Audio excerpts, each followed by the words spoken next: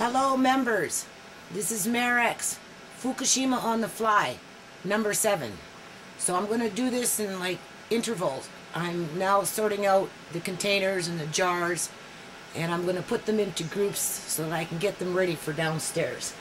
I'm actually pretty proud of myself because, as you know, I've been doing this for about 8 months. And it's going to pay off. I know my house is chaotic. People can judge a book from the outside and they can say, oh my God, how does this lady live her life? Well, I can tell you, I've never lived my life like this before, but then I've never had to think about radiation infecting my food source. So, I'm going to hold firm on that. What I'm doing is right. Those are apples, as you can tell. I'm on to apple season now, so I kind of got to get up on it though, because the season is getting late in the season. So potatoes, still working on potatoes. I still have about maybe 25 pounds left to go. So beets, so I'm going to start piling up the jars. I'm going to start organizing them and putting them into sections, and then I'll trim it and or integrate it into one video. So I'll check back in about 10 minutes. So this is the last time you're going to see it like this. Today is the day when I'm going to start organizing it and putting it into its category, and we're going to start taking some downstairs for long-term storage, or because I need it. Alright, so we're back. So what we got here, this is all going downstairs. It's been more than 10 minutes. So anyway, we got 1, 2, 3, 4 large containers of red onion. I've actually got more than that. The 2 blackberries are there, 1, 2. And then here we've got all kinds of stuff. Got celery, turnip, Swiss chard. Where am I putting them? Downstairs where I said green beans in that white cupboard. Peppers, right? Chew me out. Cabbage. This is a fancy dancy mushroom. This is a white onion. This is a cauliflower.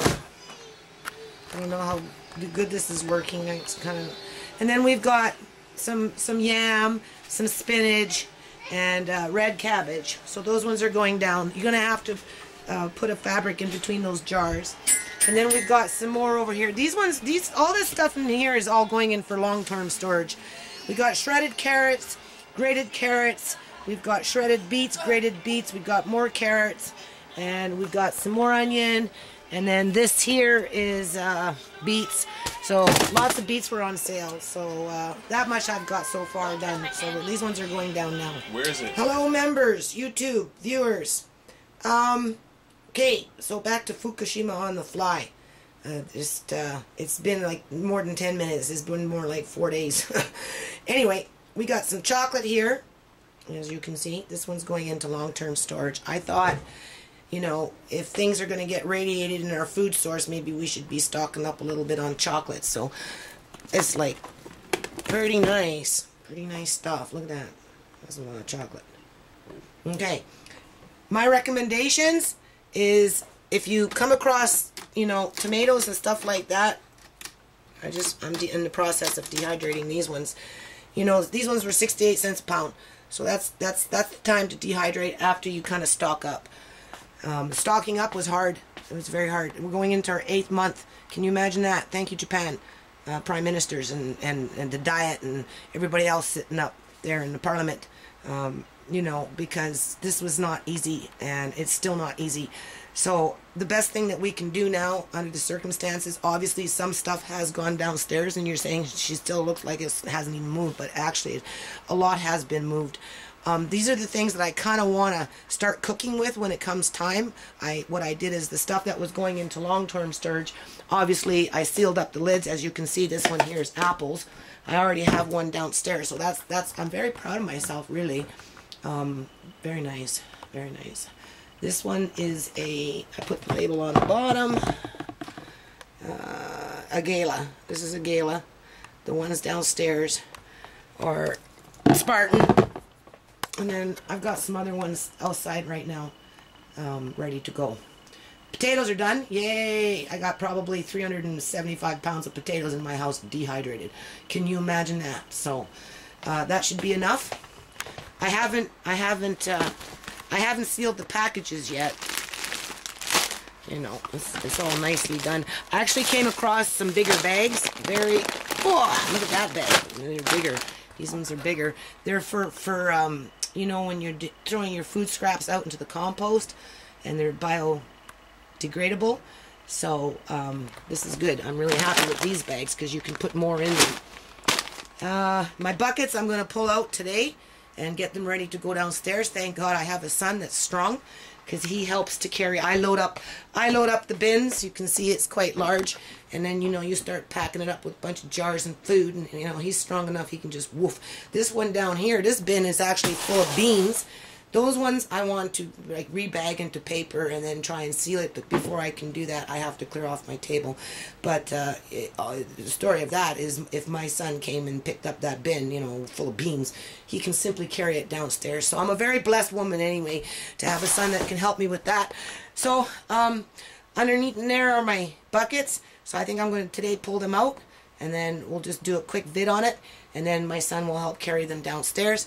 These, I think, I wanted to put them underneath my kitchen cupboard, but I'm kind of tired, and I don't want to empty out the cupboard, so it might be just more simpler to load them up into a bin. And I've got a wall unit downstairs, which is cooler and darker, where I plan on putting the wall unit permanently, which would be better for the food, especially in light of, the only thing I'm concerned about is if my jars will sweat, if my food was sweat.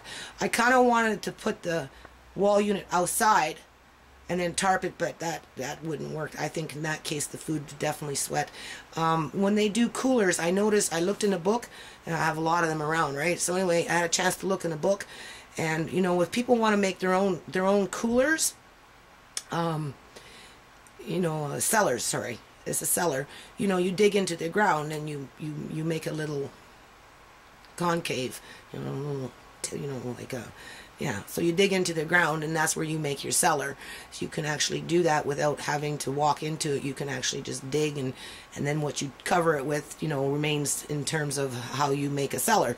So, but I'm not making a cellar, and I'm not storing it in my garage. So I think to make it simple for myself, and since my son is willing to help me here, you know, with the gist of it, he prefers to do it kind of all at one time. So I think what I should do is just kind of take this stuff. I want it upstairs for convenience purposes, but it might be more convenient just to put it all downstairs into one wall unit and use it, bring it up as I need it, and then, you know, we'll work with it from there. Because I personally don't really know how to cook with this kind of food. I've never had this kind of food before, you know, outside of maybe you know, a soup package or something small, right? But I do think, you know, we need to think about getting into this type of food marketing. If I was a working mom, I definitely couldn't do this and work full-time. It's impossible because it takes way too much time.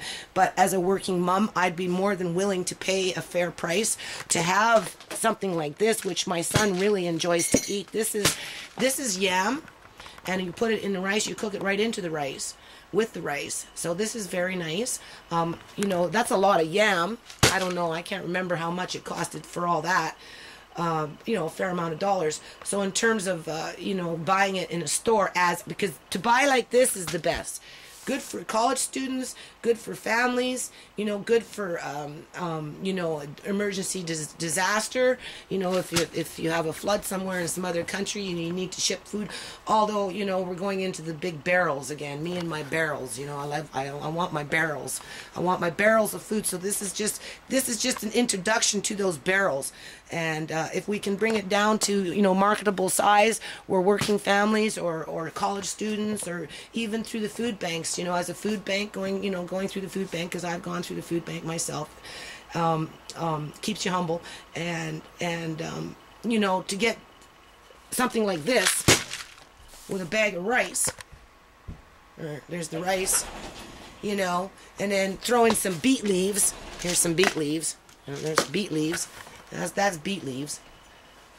And then maybe a bag of tomatoes. I think for a family that's struggling with food, I think that would be more economical than maybe, you know, in terms of, you know, here's dehydrated potatoes.